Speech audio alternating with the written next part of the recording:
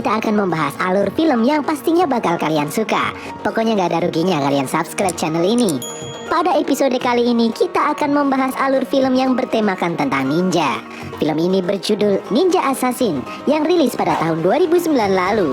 Film ini menceritakan kehidupan para ninja di zaman modern seperti saat ini. Ternyata masih ada klan ninja yang tersembunyi dan masih eksis bekerja sebagai pembunuh bayaran sejak ribuan tahun lalu hingga saat ini. Film ini disutradarai oleh James McTagee, dibintangi oleh aktor yang gantengnya mirip sama Mimin, yaitu Rain, dan beberapa nama besar lainnya seperti Naomi Harris, Rick Yune, dan Sung Kang. Oke, nggak usah berlama-lama lagi, langsung saja kita masuk ke dalam alur cerita film ninja.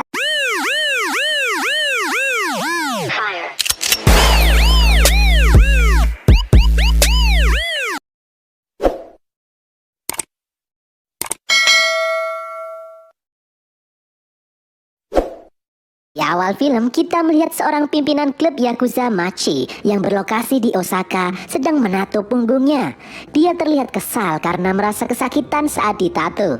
Si tukang tato yang sudah tua mengatakan kalau misalkan ada orang yang merasa kesal dan kesakitan saat ditato, maka orang itu tidak cocok hidup di lingkungan yang keras. Pimpinan Yakuza itu marah dan merasa terhina. Kemudian datang salah satu anak buahnya membawa sepucuk surat yang berisi pasir hitam. Si tukang tato terlihat ketakutan melihat pasir hitam yang keluar dari dalam surat. Hal itu menandakan sesuatu yang mengerikan akan segera terjadi. Si pimpinan Yakuza dan anak buahnya tertawa dan menganggapnya lelucon. Si pria tua itu menceritakan kalau dulu seseorang juga menerima amplop yang berisi pasir hitam yang sama. Lalu kemudian hal mengerikan terjadi, mereka muncul dari balik bayangan. Semua orang tewas. Si kakek tua kemudian menunjukkan bekas luka di dadanya. Terlihat bekas luka di dada bagian kiri. Pria tua itu mengaku beruntung karena jantungnya tidak seperti orang kebanyakan dan terletak di dada sebelah kanan. Di tengah dadanya terdapat tato ninja untuk pengingat dirinya akan kejadian mengerikan itu. Para Yakuza pun tertawa mendengar cerita tentang para ninja di era modern seperti saat ini. Lalu tiba-tiba kepala salah satu anggota Yakuza itu terbelah. Mereka semua kaget dan ketakutan. Mereka berteriak, lampu-lampu padam. Terdengar suara pedang mengayun di mana-mana tanpa terlihat sosok yang mereka hadapi. Satu persatu para anggota klub Yakuza itu tumbang. Si pimpinan Yakuza menembakkan pistol ke sembarang arah saking paniknya. Saking ketakutannya, dia mengatakan akan membayar berapapun kepada ninja yang dia hadapi, asalkan jangan membunuhnya. Namun tidak ada jawaban sama sekali. Si pria tua mengatakan kalau sia-sia bernegosiasi dengan makhluk ini karena mereka bukan manusia, melainkan iblis yang dikirim dari neraka. Saat sedang panik, kemudian tangan si pimpinan Yakuza itu tiba-tiba putus dan kepalanya ditebas oleh senjata tak terlihat. Dia pun tewas seketika. Sangat mengerikan. Kemudian dari balik bayangan muncul sosok ninja yang dimaksud. Ninja itu berjalan mendekati si pria tua dengan mata yang dingin. Sang ninja tanpa basa-basi langsung menebas si pria tua. Kemudian berpindah di kota Berlin, di markas Europol. Seorang agen penyelidik yang bernama Mika Koretti menemui atasannya yang bernama Maslow. Dia memberikan hasil penyelidikannya tentang pembunuhan misterius yang terjadi akhir-akhir ini. Dimulai dari insiden terbunuhnya Ratu Korea di tahun 1800-an oleh anggota klan ninja Ozunu. Mika menyelidiki transkrip persidangan terdakwa yang bernama Kunitomo Shigeaki, di mana jaksa menanyakan soal pembayaran 45,3 kg emas kepada klan Ozunu, di mana setelah itu tidak pernah dibahas lagi sampai sekarang. Jumlah itu sama dengan rumor yang beredar di mana ada kelompok Yakuza membayarkan 45,3 kg emas kepada klan Ozunu yang berujung pembantaian klub Yakuza Machi yang berlokasi di Osaka sebelumnya. Mika berpikir klan ini berusia ribuan tahun dan tidak pernah berubah dalam menghargai nyawa buruannya. Kemudian Mika menelusuri lebih dalam lagi. Mika menemukan keterkaitan atas insiden tewasnya Perdana Menteri Rusia Zhukov dengan klan Ozunu. Sehari sebelum pembunuhan terdapat transfer misterius dari Bank Shanghai berjumlah sama persis dengan nilai 45,3 kg emas saat ini. Mika mengatakan kalau klan Ozunu bukanlah mitos tetapi nyata. Klan itu menculik anak-anak jalanan dan melatih mereka menjadi mesin pembunuh. Maslow merasa semua hal ini tidak masuk akal. Dia belum bisa mempercayainya. kemudian berpindah di sebuah lokasi penyewaan mesin laundry. Terlihat seorang pria yang sedang mencuci pakaian. Di sampingnya ada seorang wanita yang mencoba meminta bantuan kepada pria itu. Saat pria itu mendekatinya, dia bertanya, "Kamu dari klan mana? Sedang apa kamu di Berlin?" Sang wanita terlihat kaget. Kemudian wanita itu langsung menyerang si pria. Terjadi pertarungan di sana menggunakan pisau kecil. Lalu saat pemilik laundry memeriksa keadaan, dia menemukan hal aneh. Di salah satu mesin laundry miliknya, keluar darah dari dalam mesin laundry. Terdapat tubuh manusia yang tewas di dalamnya. Kembali ke tempat Mika dan Maslow terlihat makan siang bersama di pinggir jalan. Maslow mengatakan kalau dia telah menyelidiki lebih lanjut temuan Mika atas tewasnya Perdana Menteri Rusia beberapa tahun lalu. Dengan informasi jaringan KGB Rusia miliknya, dia menemukan sebuah laporan milik agen KGB berpangkat tinggi yang bernama Alexei Sabatin. Laporan itu membahas kemungkinan beberapa pembunuhan politik dilakukan oleh jaringan kuno yang canggih yang disebut 9 klan. Mika bertanya lalu bagaimana nasib Alexei Sabatin. Maslow mengatakan kalau agen itu diusir dari dinas dengan alasan gangguan mental. Mika akhirnya lega. Maslow percaya dengan hasil penelitiannya. Berpindah ke pria yang tadi terlihat di tempat laundry. Dia bernama Raizo. Raizo memasuki apartemen miliknya. Di dalamnya terdapat berbagai persenjataan ninja. Raizo adalah seorang ninja. Di dalam apartemen, Raizo teringat dengan masa lalunya saat pimpinan klan Ozunu, Lord Ozunu, memperkenalkan dirinya saat masih kecil di hadapan anak-anak murid klan Ozunu lainnya. Di memori yang lain, terlihat Lord Ozunu menyuruh para murid untuk menguasai tubuh mereka. Rasa sakit, lapar, haus, termasuk anggota tubuh, darah, dan kulit adalah hal yang harus dikuasai. Kemudian Ozunu terlihat menyayat telapak tangannya dengan pisau. Lalu kemudian dia menggenggam tangannya dan mengucapkan beberapa mantra ninja. Lalu saat dibuka, luka sayatan di telapak tangannya telah hilang, sembuh dengan sendirinya. Itulah kekuatan klan Ozunu. Itulah jalan ninja mereka. Siang harinya terlihat Raizo telah berhasil melumpuhkan temannya di dalam sebuah pertarungan. Ozunu mengatakan kalau hidup adalah pertempuran. Raizo yang tadinya anak jalanan yang dibuang orang tuanya, dia berjuang bertahan hidup hingga akhirnya bisa menang. Karena dalam pertempuran saat melawan musuh harus tanpa keraguan atau belas kasihan. Untuk bertahan harus belajar untuk tidak takut. Raizo dewasa selalu berlatih menguasai tubuhnya. Kemudian memori kembali ke masa lalu di mana Raizo kecil harus berjalan di lantai khusus agar bisa berjalan tanpa suara. Saat Raizo kecil gagal dan lantai itu mengeluarkan suara, Ozunu kemudian memukul kaki Raizo kecil hingga berdarah-darah. Malam harinya, Raizo kecil tidak bisa tidur karena kesakitan. Lalu terlihat salah satu teman Raizo yang bernama Kiriko mengobati luka-luka di kaki Raizo. Luka-luka itu masih membekas hingga Raizo dewasa. Di lain tempat, Mika menemui istri dari Alex Sabatin, agen KGB yang membuat laporan keterkaitan kematian Perdana Menteri Rusia dengan 9 klan. Istri Alex mengatakan kalau dulu laporan Alex menimbulkan masalah pada karirnya. Setelah laporan Alex mencuat, terlihat sikap Alex tidak seperti biasanya. Alex terlihat ketakutan. Dia memasang kunci di setiap celah rumahnya. Alex memasang kamera dan sensor gerak di segala tempat. Alex memasang lampu-lampu di mana-mana. Tidak boleh ada bayangan, kata Alex. Suatu hari, ada seorang pria datang ke rumah Alex. Mereka berbincang sesaat, lalu pergi. Istri Alex mengatakan kalau Alex dulunya seorang prajurit anggota intelijen Rusia. Alex bukanlah pria yang mudah takut.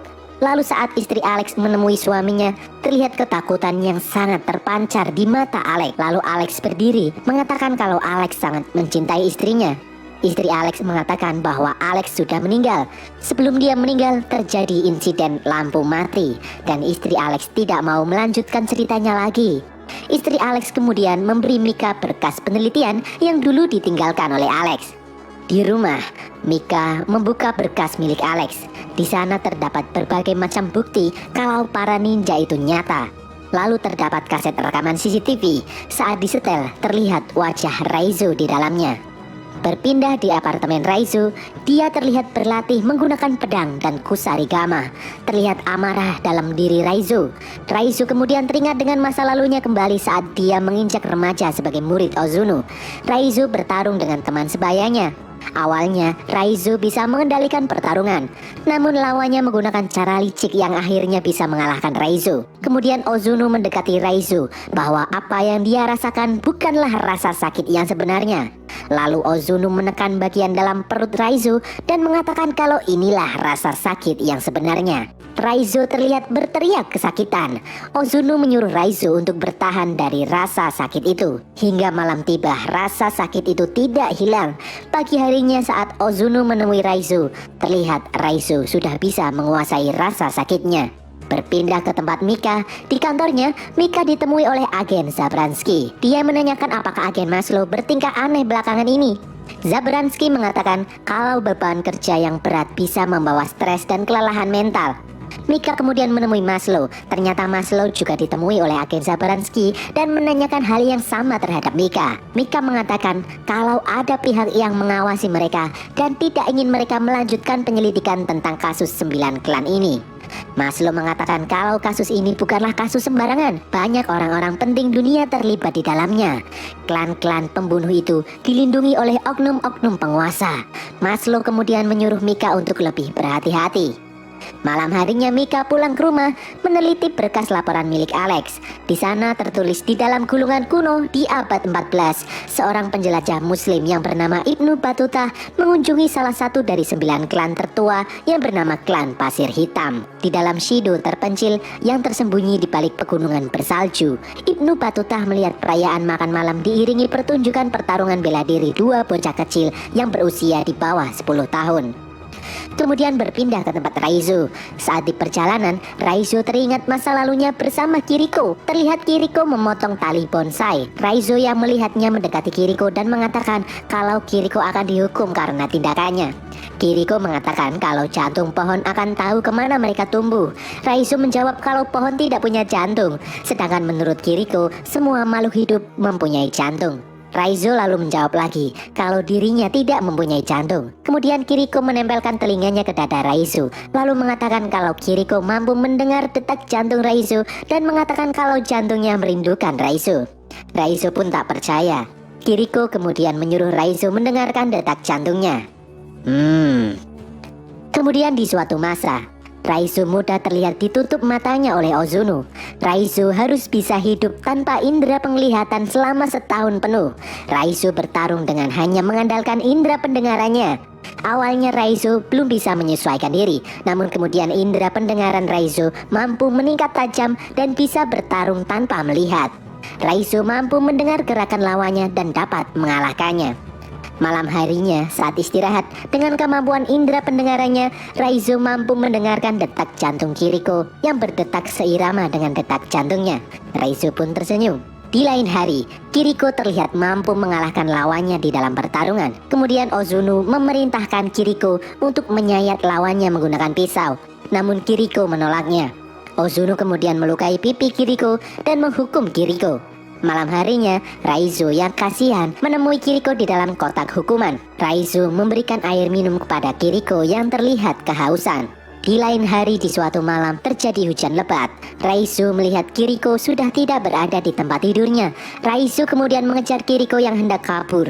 Raizo berusaha menghentikan aksi Kiriko karena akibatnya akan fatal. Namun Kiriko tetap melanjutkan aksinya untuk kabur karena hidup yang sebenarnya berada di luar sana. Kiriko kemudian melanjutkan aksinya naik ke atas dinding untuk kabur dari tempat itu. Berpindah ke Raizo dewasa, dia terlihat berjalan membawa foto Mika dengan tulisan alamat di belakangnya. Sementara itu di tempat Mika, Maslow memperingatkan Mika akan bahaya yang mengintai mereka. Karena Maslow tidak pernah dicurigai seperti sekarang selama masa karirnya. Dia diperiksa oleh Provos, Pertahanan Dalam Negeri, CIA dan lain-lain berdatangan. Maslow kemudian menyuruh Mika untuk cuti dan membekalinya dengan sebuah pistol. Sesampainya di rumah, ternyata lingkungan rumah Mika tengah terjadi pemadaman listrik. Di dalam rumah gelap gulita. Tak disangka, Mika menemukan amplop putih yang berisikan pasir hitam di dalamnya. Tak lama kemudian terlihat seorang ninja mengayunkan pedang ke arahnya dan tertahan oleh sesuatu. Ternyata ada 2 orang ninja di sana. Terjadi pertarungan antara 2 orang ninja itu. Mereka bertarung di dalam gelap. terlihat salah satu orang ninja berhasil dilumpuhkan. Kemudian terdengar suara yang memperingatkan Mika bahwa akan ada banyak lagi yang datang. Mereka tidak akan berhenti sampai Mika mati. Suara itu mengatakan kalau dia akan membantu Mika. Kemudian muncul sosok manusia dari balik bayangan. Dia adalah Raizo. Dia yang menyelamatkan nyawa Mika. Mika terlihat mengenal Raizo dari rekaman CCTV. Raizo kemudian mengajak Mika untuk meninggalkan tempat itu. Kemudian kembali ke memori masa lalu, terlihat Kiriko yang kabur mampu ditangkap kembali oleh Takeshi. Kiriko kemudian diikat di tiang di dalam markas ninja dan Ozuno memerintahkan Takeshi untuk mengeksekusi Kiriko. Takeshi yang mengetahui ada hubungan spesial antara Raizo dan Kiriko terlihat tersenyum sinis. Dia kemudian menusuk jantung Kiriko dan mengakhiri hidupnya. Di dalam mobil, Raizo mengatakan kalau para ninja sedang mengikuti mereka, memburu mereka berdasarkan aroma tubuh seperti seekor serigala. Mika kemudian menyadari kalau Raizo juga mestinya menjadi orang yang diburu oleh klan Ozuno karena sesuatu hal. Raizo kemudian teringat masa lalunya di saat dia pertama kali mengemban tugas sebagai seorang assassin. Dia ditugaskan Ozuno untuk membunuh seseorang dan mengambil arloji emas di tangannya. Di dalam toilet, Raizo menemui orang itu dan langsung menusukkan pisau ke leher targetnya. Namun targetnya ternyata terlalu kuat. Dia masih bisa melawan. Terjadi pertarungan sengit di sana. Namun dengan kemampuan yang dimilikinya, Raizo berhasil membunuh orang itu dan menyerahkan arloji sebagai bukti bahwa dia telah berhasil menyelesaikan misinya. Di atas sebuah gedung, Ozuno menyuruh Raizo menyimpan arloji itu sebagai pengingat bahwa dirinya adalah seorang assassin. Lalu kemudian Ozuno memerintahkan Raizo mengeksekusi seorang wanita. Dia adalah anggota klan yang juga mencoba untuk kabur sama seperti Kiriko dulu. Bukannya mematuhi perintah Ozuno, Raizo yang muak malah mengayunkan senjatanya ke arah wajah Ozuno. Ozuno yang murka memerintahkan anak buahnya membunuh Raizo. Terjadi perkelahian antara Raizo dan para ninja Ozuno. Raizo terlihat tak berdaya dan terkena sayatan berbagai macam senjata ninja. Raizo pun terjatuh dari atas gedung. Raizo ternyata menyimpan dendam terhadap Ozuno. Raizo dan Mika kemudian masuk ke sebuah penginapan. Raizo menyuruh Mika untuk mandi tanpa sabun dan mengganti bajunya. Setelah selesai, Raizo membawa rokok di dekat tubuh Mika agar aroma tubuhnya berganti. Lalu mereka melanjutkan perjalanan. Mika kemudian mengajak Maslow untuk bertemu di tempat yang tersembunyi. Raizo kemudian merasakan kejanggalan dan memperingatkan Maslow bahwa akibat ulahnya akan banyak nyawa berjatuhan. Mika terlihat bingung. Lalu tak lama kemudian muncul banyak sekali tentara dari berbagai sisi menyetrum Raizo dan menangkapnya. Maslow membawa Mika dan Raizo ke sebuah markas rahasia dan mengikat Raizo di dalam sebuah sel. Mika yang kebingungan meminta kejelasan kepada Maslow. Maslow mengatakan ada seseorang yang berkuasa memerintahkannya untuk menangkap Raizo. Maslow tidak punya pilihan lain selain mematuhinya. Maslow lalu memberi Mika sebuah alat pelacak sehingga apabila terjadi hal-hal yang tak diinginkan, Maslow bisa melacak keberadaan Mika. Mika kemudian mendekati Raizo dan memberi Raizo beberapa teguk air mineral. Raizo memperingatkan Mika bahwa para ninja sudah tahu lokasi mereka saat ini. Mika kemudian memberitahu Maslow tentang ancaman para ninja. Maslow dan tim yang bersenjatakan lengkap menganggap remeh kata-kata Mika. Lalu tiba-tiba lampu padam. Mika langsung berlari menuju Raizo. Di dalam kegelapan, para tentara berusaha mencari tahu apa yang terjadi. Di atas mereka telah bersiap-siap para ninja menyerang para tentara itu. Satu persatu tentara itu tumbang, diserang oleh para ninja yang bergerak dalam gelap. Para ninja juga terlihat menyerang tentara yang ada di dekat Mika. Lalu Mika mengambil kunci sel di tubuh tentara yang tewas dan membuka rantai yang mengunci Raizo. Terlihat sosok bayangan memasuki ruangan Raizo. Tepat waktu saat tangan Raizo berhasil dibuka kuncinya, dia bisa menghabisi ninja di dekatnya. Saat Raizo dan Mika berjalan keluar ruangan, terdengar senyap sekali. Raizo kemudian menyuruh Mika menunggu dan Raizo pun menghilang dalam gelap. Terdengar suara pertarungan tetapi tidak terlihat sosok Raizo. Lalu kemudian muncul Raizo dan seorang ninja bertarung. Raizo berhasil melumpuhkan ninja itu. Di lain tempat, Maslow berjuang menyelamatkan diri dari serangan para ninja. Raizo kemudian menyuruh Mika mengambil mobil yang berada di dalam parkiran. Saat Mika pergi, muncul puluhan ninja dari balik bayangan. Mereka pun bertarung. Raizo melawan puluhan ninja klan Ozuno. Raizo terlihat mampu menghindari setiap serangan-serangan yang ada. Dia menghabisi para ninja itu satu persatu.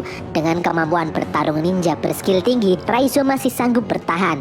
Kemudian terlihat semakin banyak lagi ninja berdatangan. Raizo yang mulai kelelahan terlihat terluka oleh sabetan pedang. Raizo melompat menghindari serangan para ninja. Di tempat lain, Mika yang sudah berada di dalam mobilnya mendengar suara-suara aneh. Lalu muncul pisau ninja menembus kaca mobilnya. Dia pun menginjak pedal gas dengan panik. Di jalanan, Mika dihadang oleh banyak sekali ninja, dan beruntung Mika berhasil lolos keluar dari gedung itu. Di tempat Raizo, dia yang terluka mencoba menyelamatkan diri dan melompat keluar dari gedung. Raizo berlari di jalanan kota Berlin. Para ninja masih juga mengejarnya. Terjadi pertarungan di jalanan. Seorang ninja berhasil merobek perut Raizo. Raizo pun tumbang.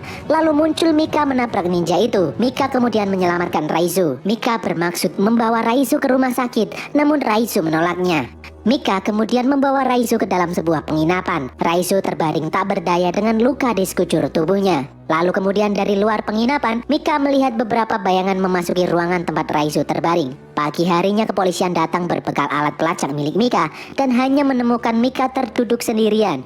Para ninja membawa Raizo pergi. Di dalam kotak, Raizo mencoba memulihkan dirinya sendiri dengan kemampuan yang dimiliki oleh klan Ozuno. Luka-luka itu menutup satu persatu. Dan sampailah Raizo di markas klan Ozuno. Dia dibawa ke hadapan sang Ozuno, pemimpin klan. Ozuno berkata awalnya dia mempersiapkan Raizo sejak kecil untuk menjadi penggantinya memimpin klan. Namun sekarang akibat ulah Raizo, Ozuno berniat mengeksekusi Raizo karena telah mempermalukan nama baik klan. Malam harinya, Raizo terlihat diikat di sebuah tiang bersiap untuk dieksekusi. Ozuno terlihat menekan perut Raizo untuk menyiksanya. Raizo sampai muntah darah.